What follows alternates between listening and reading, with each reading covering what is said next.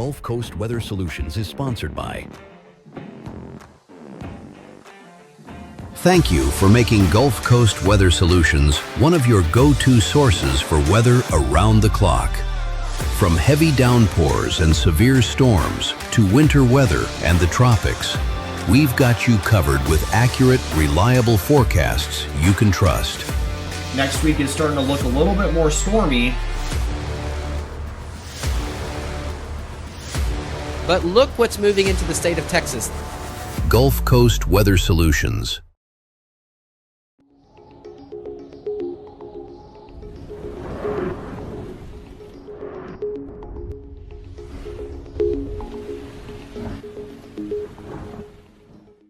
Good evening, Southeast Texas and Southwest Louisiana. I'm meteorologist Lucas Bostic. We're looking at our TAMCO live Doppler radar over the past couple hours. We can see that there's been some showers and storms out there, mainly in Walker County into Montgomery County, and also part of San Jacinto County. And we've had also some showers and storms earlier this afternoon with a lot of lightning. These storms have definitely had a lot of that going on for today due to all the heat and just energy available for these storms. If we look at our visible satellite radar over the past 4 hours, we can see that earlier there were quite a few showers and storms that had spread all across Southeast Texas for the most part, and even out to our west in the south, to the south of San Antonio and near Austin, they're getting some storms, which is great for them. They need that as well. And just northwest of Austin is seeing some storms to this evening on top of the other storm south of San Antonio. So some great news there. Regional current temperatures right now in Austin, it's actually 79. It's been a while since they were that cool. Meanwhile, Waco's at 94. It shows you the big spread in the temperatures. San Antonio at 80. Very nice there compared to what it's been the past few days. Meanwhile, Houston at 87. Beaumont 78. 81 in Lafayette. 80 in Alexandria. 78 in Jackson. Current local temperatures, we're looking at low 80s out there for the most part and some upper 70s.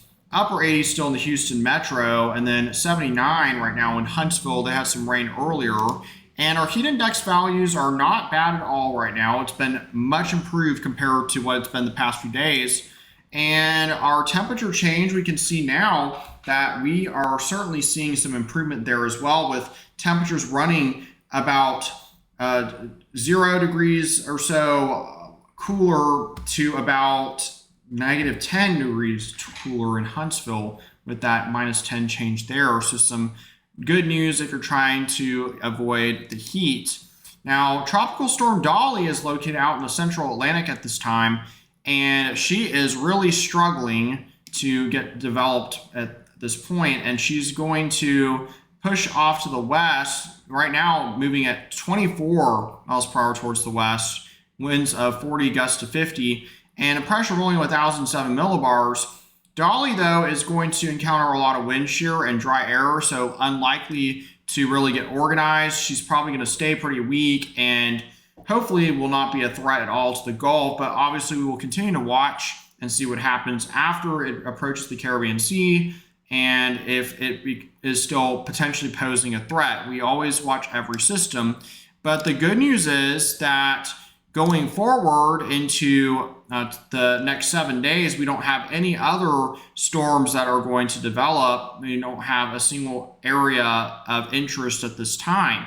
Now, as far as the upper level flow goes, going into next week, high pressure is going to rebuild just a little bit to our north. However, it's going to be much weaker, and it's going to put us in an east to northeast level flow coming up for early next week, which is going to bring in some moisture to us, which will lead to some scattered showers and storms across our region.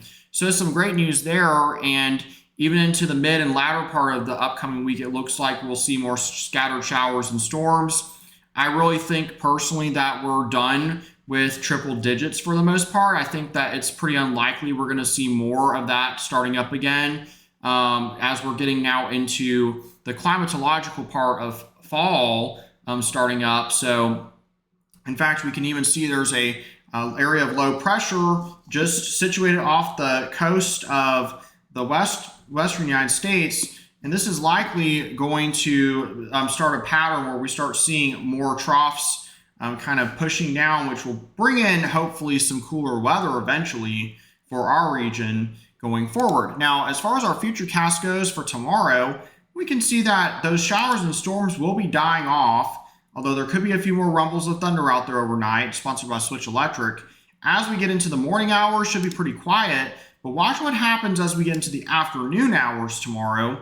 It's pretty quiet there in the early afternoon, and then all of a sudden, here comes some showers and storms late in the afternoon and evening, and they're developing. We have quite a few showers and storms scattered from around Cameron up into Silsbee and Jasper, also some storms around the Woodlands and Houston, and eventually all these storms will die off, but we certainly could see another chance of some showers and storms. Lows tonight, sponsored by Silsbee Forward Can Get You One, are going to be in the lower to mid 70s. We haven't said lower 70s in a while, and right along 80 at the beach again, 84 in Galveston. Highs tomorrow, cooler, not in we actually don't have a single 100 tomorrow for the high, so some improvement there for sure, but mid 90s in general to a few upper 90s further north.